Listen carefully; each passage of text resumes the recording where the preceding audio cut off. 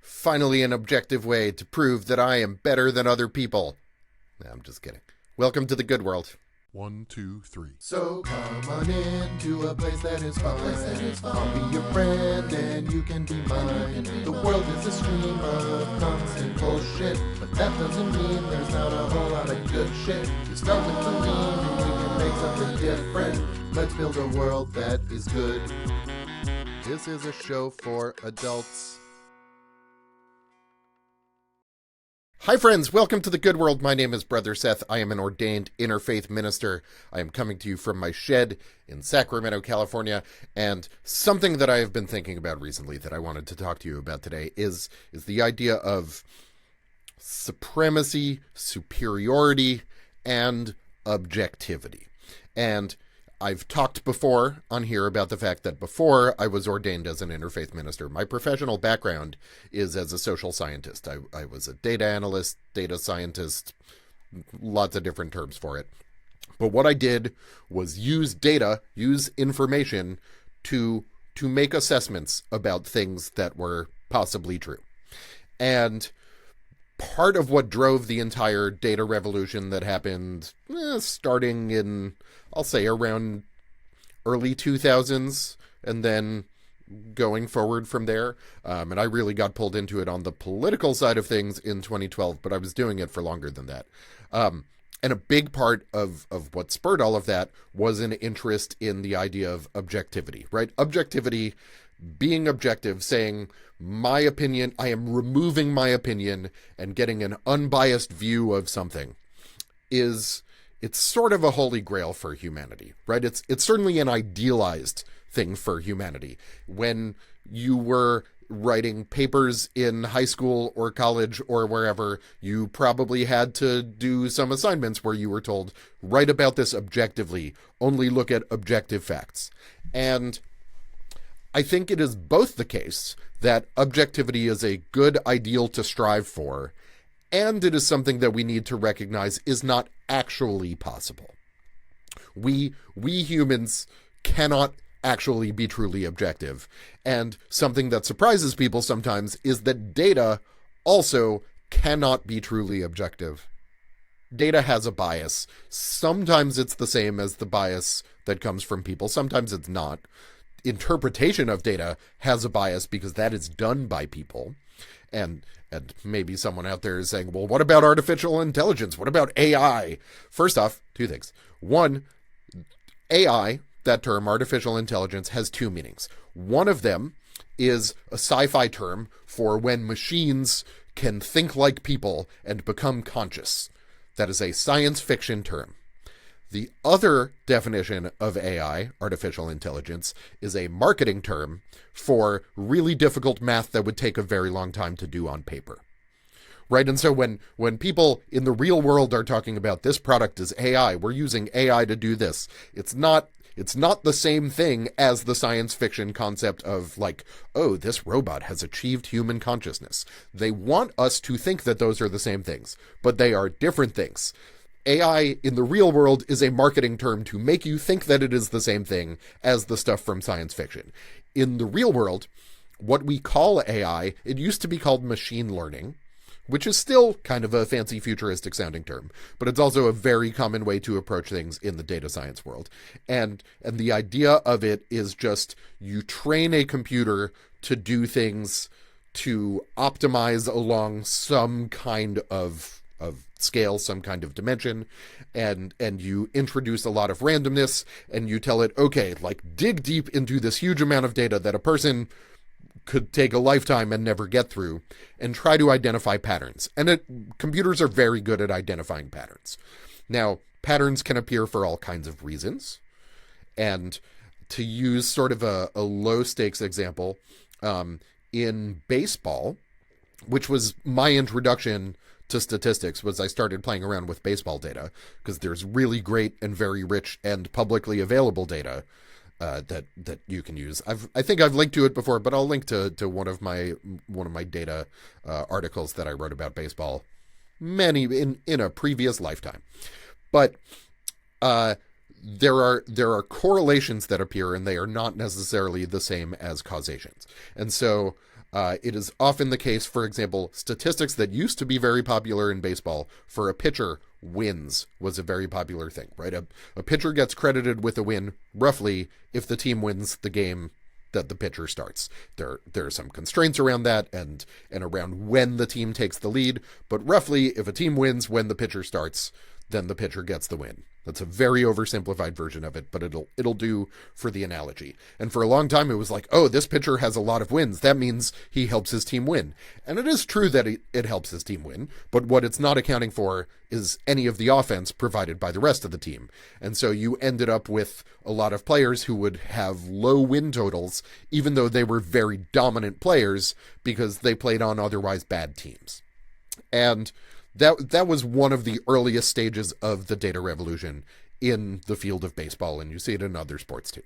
But it eventually became apparent, like, oh, okay, well, when we're looking at wins, there's actually a bias towards players on better teams, because the better teams are more likely to win games. And it's not to say that pitchers don't contribute to whether or not their team wins, but there's a lot more going on than that, right? If you want to use another sport, I don't know, soccer and hockey. In hockey, the goalkeeper is credited with wins and losses in the same way. And that's also something where it's like, well, if your team doesn't score, you can't win.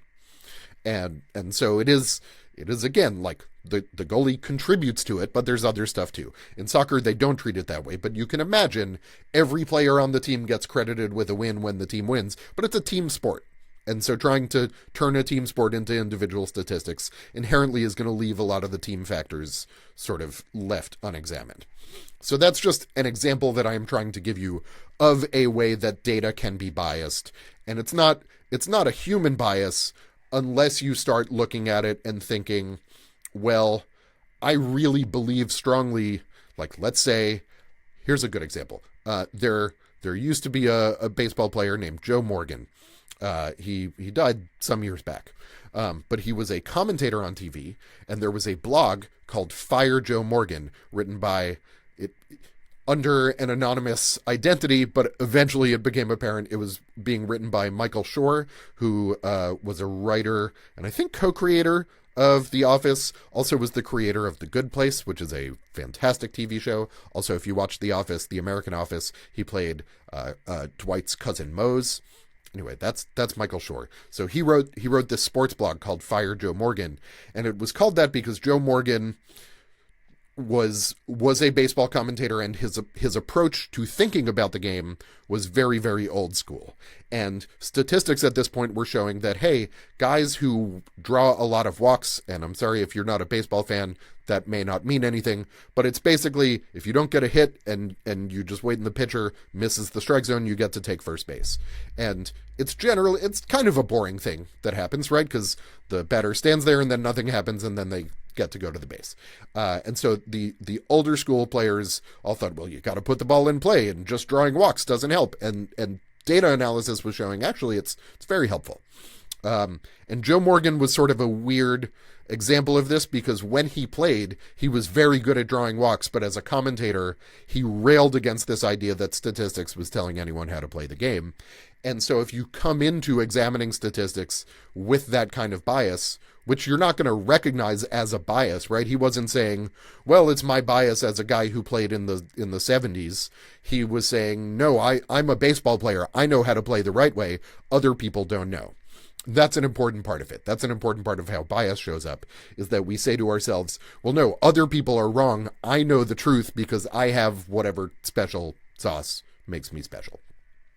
And so in sports, again, to continue this example, there's an effort to find an objective measure of who contributes the most. And there are things that are definitely more valuable. In baseball, hitting a home run is really valuable. In soccer or football, I don't know that anyone is watching this outside the U.S., but just in case, first off, welcome.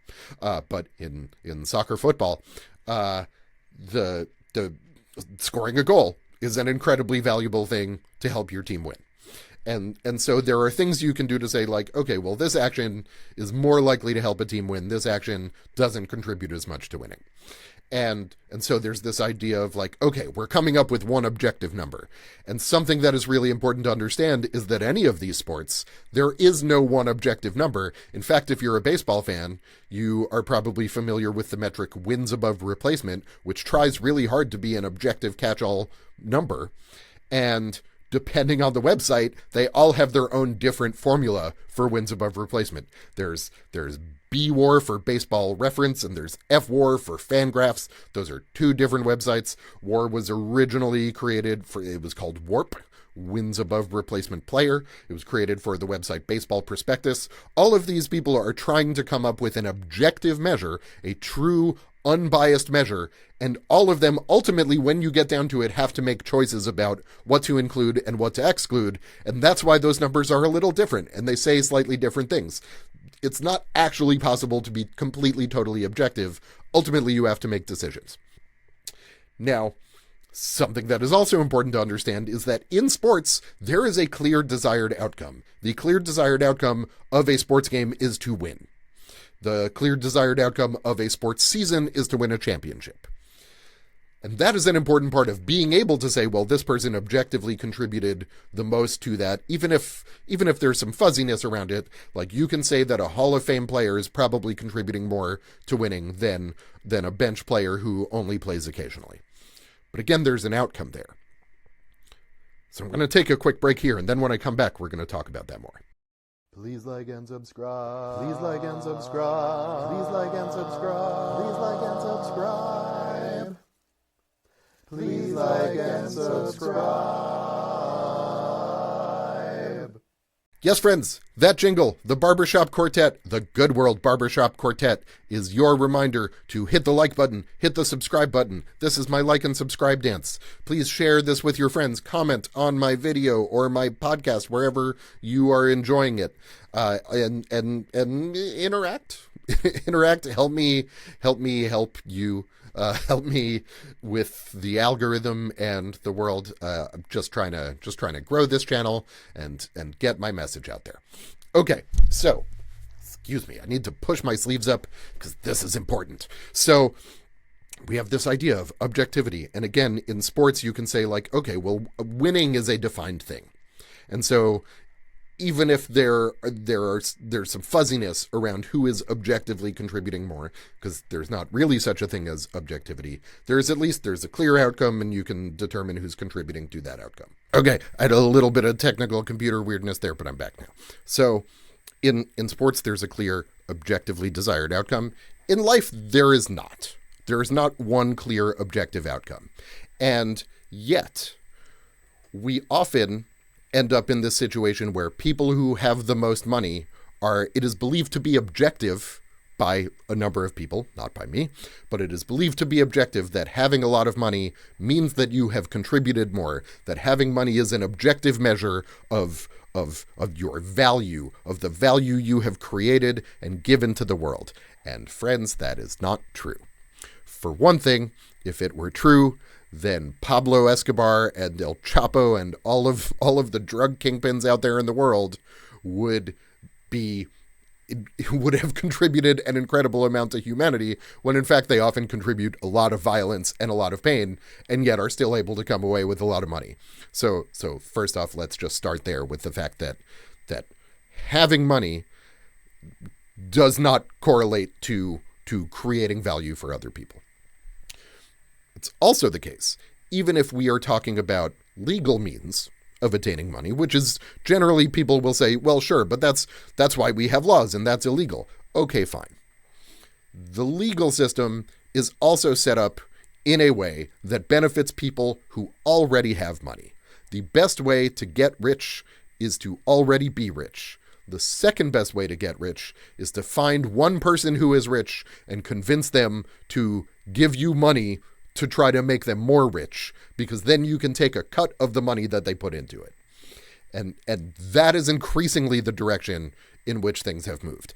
And the amount of money you have does not account for example, the ways that you have used lawsuits to bully people out of business. it or to not pay your bills, as certain politicians are alleged to have done, right? If you run a business and you hire someone to come in and put down carpet in every room of your casino, and then at the end of it you say, well, I don't like the job that they did, so I'm not going to pay them, and coincidentally you happen to do that anytime anyone does it, no matter how good a job they did, then that one person who lays carpet for a living can sue you. But if you have a lot of money, you're going to win that lawsuit because you have a team of lawyers to throw at it, and they are hoping to find someone who will do it contingent on the outcome going their way. So let's start with the fact that there are a lot of ways to make money that are legal, that are gaming the system functionally, right? Like if you've ever played poker, and I've talked about this before, but like if you've ever played poker, or Monopoly is an even better example, right? But like I'll start with poker. In poker, if you are playing with 5 people at the table and one person has the big stack of chips because they've been winning all night, they are now much better positioned to keep winning, because if let's say I'm playing, and let's say my wife Susie is also playing, and I have the big stack. She is running kind of low on chips, and she's like, oh, this is a pretty good hand, and she wants to bet. And I say, well, I also have a pretty good hand. Let's say I have 5s, she has 6s. Then I can look at her stack and say, okay, well, it only takes 1% of my stack to call you all in, and if you lose this hand, that means you're done.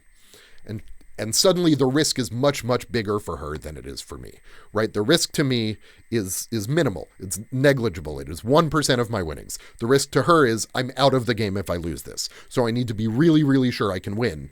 And so she's going to end up folding, and I'm going to take her chips even though she had a better hand. The same thing happens in Monopoly. If you have ever played Monopoly, in fact, Monopoly was created as a game to show the way that capitalism results in consolidation of wealth, because once you have enough money to put up the houses and the hotels on the properties, and you can charge rent to everybody, you suddenly start to run away with the game. And everyone knows, I saw a meme this morning that's like, we've reached the point in the Monopoly game where one person is clearly going to win, but it hasn't happened yet, and everyone is just annoyed, right? That is a point that you get to in a Monopoly game.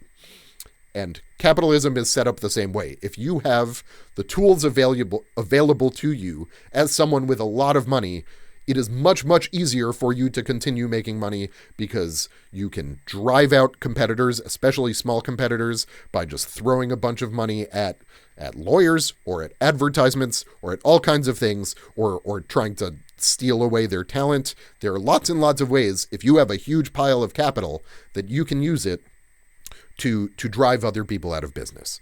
And if you have a lot of capital, you can also do your own reputation management. You have PR people who are going out to media outlets and saying, oh, Seth is a billionaire because he invented electric cars, even if what happened is that I found an electric car company and had my huge pile of capital and said, I will invest my huge pile of capital in it if you let me call myself a founder.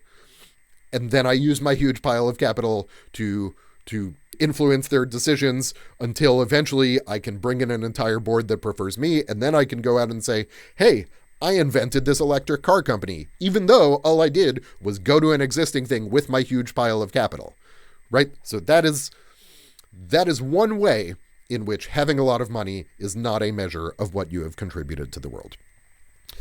It is also very important to recognize that economic value and real world value are not the same things, right? If you contribute to a growing economy, that can be useful. It can. It also may not be. And you know, there's a famous joke, right? Three economists are going for a walk in the woods. Whoop, my ukulele fell. It's fine. It's okay. It was just leaned up next to me. 3 economists are going for a walk in the woods, and they come across a pile of horse poop. And one of them says, hey, I will give you $100 to eat that horse poop. Economist A says that to Economist B, let's say. And Economist B is like, $100? All right, sure. I'll eat the horse poop. Eats the horse poop. They keep walking. They find another pile of horse poop. Economist B says to Economist C, hey, I'll give you $100 if you eat that horse poop. Economist C says, oh, $100. All right, sure. Eats the horse poop. They keep going. Another pile of horse poop comes up. Economist C says to Economist A, hey, you haven't eaten any horse poop yet. I'll give you $100 if you eat that horse poop. And Economist A says, well, okay, great. I would like $100. Eats the horse poop. And Economist B stops and he says, guys, we all just ate a bunch of horse poop and we have the exact same amount of money as we had when we came in. Like, no, the net change in wealth is the same. And yet the only difference between now and where we started is that we have all eaten horse poop that we would not have otherwise eaten. And Economist A says, well, that's not true. Think about it. We just created $300 worth of economic activity. It's $300 of GDP. And so often people, when they talk about the economy of a place, when they talk about the value of a place or of a company or of a person or whatever, they are talking about it in terms of something like GDP that is measuring the total amount of money that is changing hands. And sometimes GDP does not actually do anything useful. Sometimes GDP just measures people paying each other for horse poop and nothing beneficial happening, right? It is only actually, there's a difference between economic activity that is beneficial and economic activity that is not beneficial, and GDP does not measure that. And net worth does not measure that. And so that is a bias that is inherent. Coming back to what I was talking about earlier, that is a bias that is built into any measure based on a person's wealth. It is not able to distinguish the different kinds of economic activity that led to them accruing all of that wealth. All it says is they have a lot of wealth. Doesn't say why, doesn't say how. And so the idea that, well, they must be really smart, they must have worked really hard, because how else would they have all of this wealth? The answer is we live in a system that says if you have access to wealth, then it is easier for you to get more wealth. Also, if you want to go a little deeper on the idea of GDP and why it is a pretty terrible measure of things, I would recommend two books. One, I haven't read it in a while, I should reread it, is Utopia for Realists by Rutger Bregman.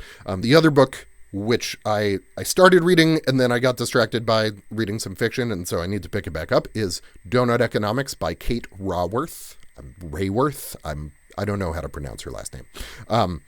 But both of these talk about how GDP and economic growth is treated as a universal good, when in fact it's not a measure of any one specific thing. It's a very muddy measure. And if we're going to go back to the baseball analogy, it's kind of like wins. Like, yeah, there's some relationship, but, there was a year where, I'm going to show my age here a little bit probably, but like Pedro Martinez routinely had the best ERA and the best strikeout numbers. He was really, really good at pitching. He was clearly the best pitcher, or certainly one of the top, I'll say, 3 pitchers of his generation.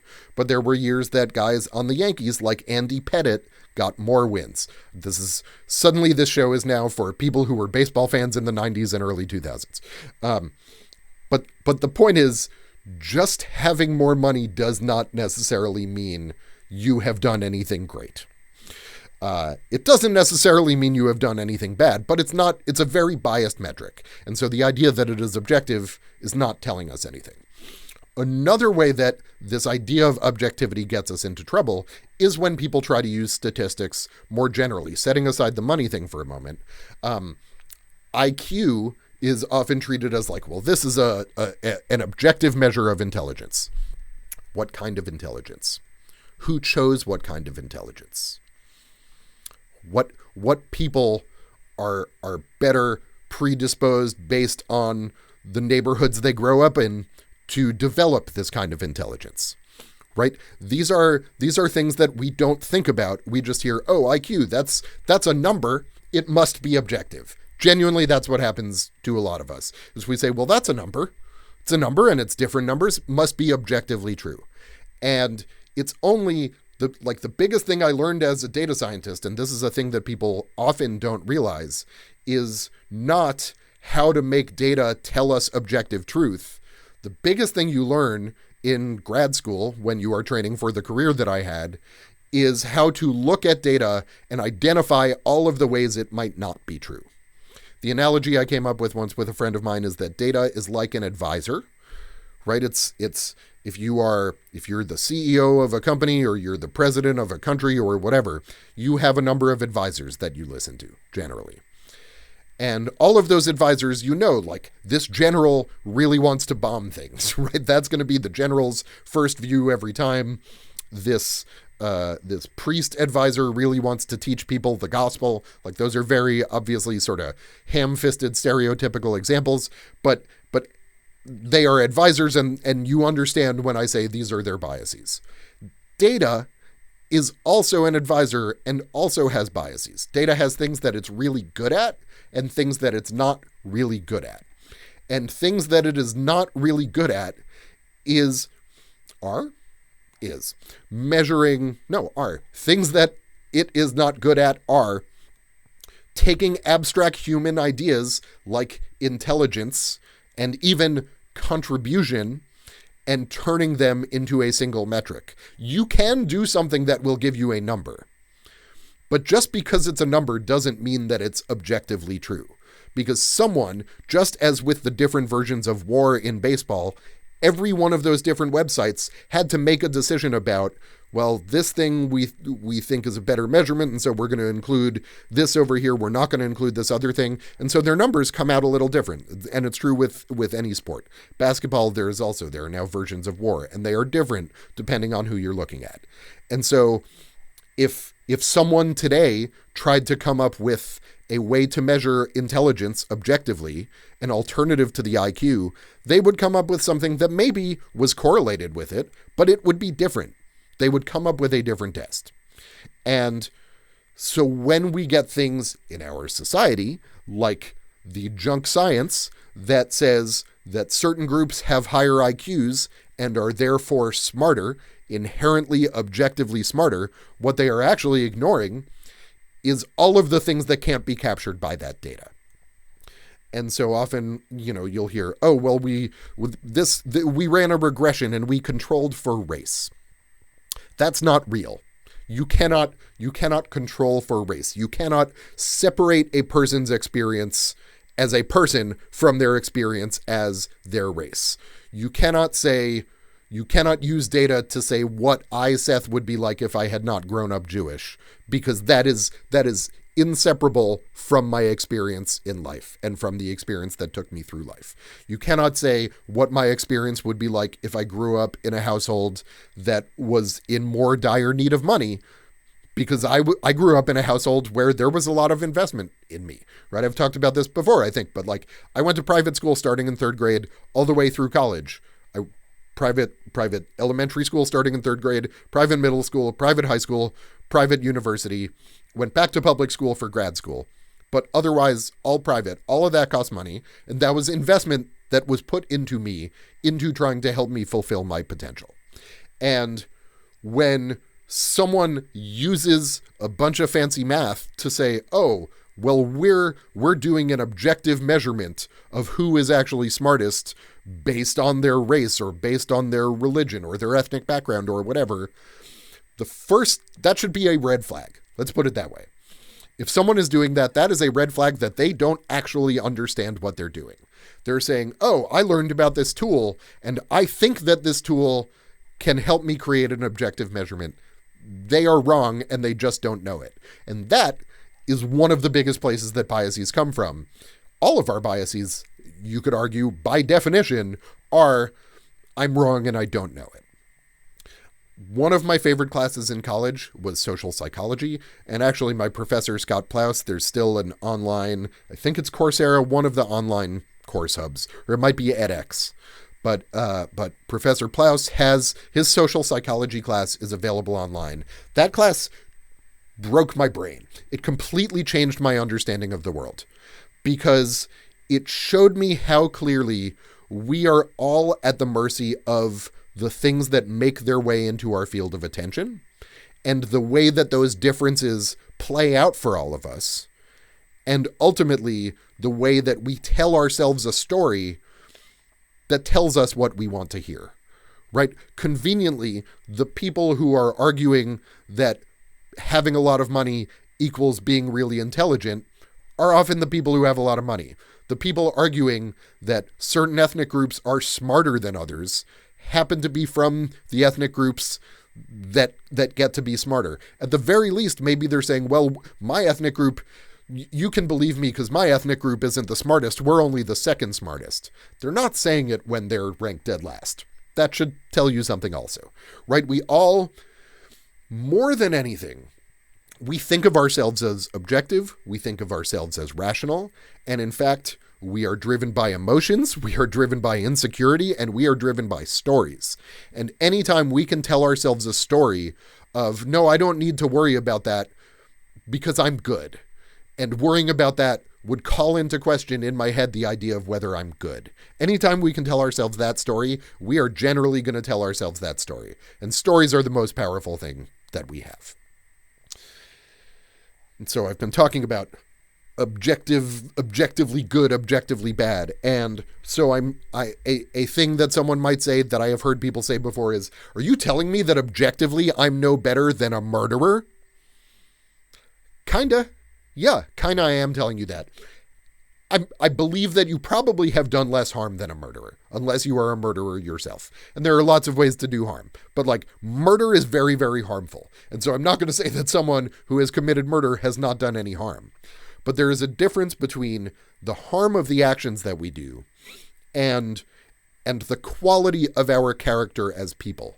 The quality of our character is constantly changing and is extremely subject to the whims and honestly, the randomness of the people that we find ourselves around. And so if you happen to be around good people, people who are kind, people who care about each other, that will make you more likely to care about other people in return, right? We as humans are driven, not exclusively, but one of the biggest things that drives us is fitting in. And so if we see people being kind to each other, we'll be kind to each other to fit in. If we see people being ruthless and selfish, we will instinctively become more ruthless and selfish because that is how we learn to survive as a species, is by fitting in. And so we can talk about individuality all we want, but even hyper-individuality comes from a place of, well, in my context, I have to be hyper-individual, and so therefore I'm going to be hyper-individualistic to fit in. You're still worried about fitting in because when our species evolved on the savannah in southern Africa, we needed to fit in with our tribes or we were going to die. And so we still have that instinct that tells us, how do I fit in? I really want to fit in. It's really important to fit in. And that's not a bad thing, but it is very important to understand what the motivations are that underpin our beliefs, because those motivations aren't always what we think they are. In fact, they're usually not. Usually underneath there, some sort of conditioning that we have received from our friends, from our parents, from our schools, from our community, from the media we consume. And this is ultimately, I think I've talked about this before, but like, this is a big reason why I'm trying to have this show, is because it's not because I think I'm a good person and I'm qualified to tell other people how to be good. It's that I think the more we see other people caring about each other, the more likely we are to care about each other in return. And when we build community and connection, we build a better world. We don't have to live in a world where everyone is constantly fighting for survival. We don't have to live in a world where we treat some people as objectively better when they are just different. We don't have to try to rank everything. It's very tempting. But everything has value of its own. Everyone has value of their own. Sometimes it is tapped into, sometimes it is not. Sometimes they receive investment, sometimes they don't, right? And if you took, here's sort of an example, like universal income is a thing that I believe would change the game for humanity. I think we talk about the free market all we want. If you really want the free market to do its thing, you need to give everyone access to the free market. Because when you're poor, you don't have equal access to the free market. You are forced into buying the cheapest thing. You are forced into the worst possible decision every time. You don't have agency. You don't have freedom. And so this is why I'm a big believer in universal income. But think of universal income as seed capital, as investment, right? If you have 6 companies, and let's say you are an investor and you're saying, I don't want to choose, I'm going to roll 2 dice, and whatever numbers come up, those are the companies you're going to invest in. Those companies are going to do better than the ones that don't get investment. It doesn't mean they had better ideas. It just means they got investment. And out in the world, when you're trying to start a business, one of the most important skills is convincing people to invest in you. But that's not the same as doing a good thing. It's not the same as building a good product. And in fact, often what it means is being really good at manipulating people. Another book that I will reference here is Influence by Robert Cialdini, which talks about all of these different ways that we can be influenced by things that we don't even realize are happening. And so the reason that I am talking about all of this in the context of talking about objectivity is because we need to let go of the idea that human beings can be ranked objectively. Even in sports where there is a clear single outcome that everyone wants to move towards, it is impossible to have a perfect objective ranking. In the world, it's really impossible because some people are really good at making art and some people are really good at making technology, and we actually want both of those people to do the things they're good at, right? We don't want the artist to be trying to make technology if they're not as good at it. And art is important. Right, and even with all of the obsession that happened for a while over STEM, people eventually realized, well, what about STEAM? And we can put arts back in there, because not everything should be science. There is a lot of room out there. If it is not clear that I believe this, I went from being a scientist to being functionally an artist, right? I'm a minister. I'm not a scientist at this point. I am a person who talks for a living and builds community for a living. That's what I'm trying to do out here.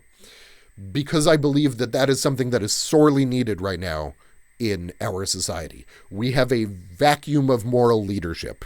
It's not completely gone, but it is at the upper echelons of the wealth distribution and of the power distribution. There is an absolute vacuum of moral leadership. That is what I saw working at the highest levels of politics, and that is what I saw working with people who run businesses and have a lot of money, is that there is zero more moral leadership there. Everything is built on this misunderstanding that people who have more power and more money are better qualified, and they're not. And in fact, generally, they are out of touch with the needs of the people they're supposed to serve. And so I have been moving towards community because there are people around me who have needs, and those needs aren't getting met. And I want to understand what those needs are and help amplify their voices. All right, we're going to end there. After this, I got one more guest episode, and then I'm going to do another solo episode, and then we're going to go on break because it's holidays and New Year and all of that. But for the moment, well, thank you, friend, for your visit today. Now it's time we all go on our way. The world will still be insane tomorrow, but don't let that fill your heart with sorrow. You can thrive in a desert, just ask a saguaro. Please give to my Patreon. Capitalism is fun, isn't it? Let's build a world that is good.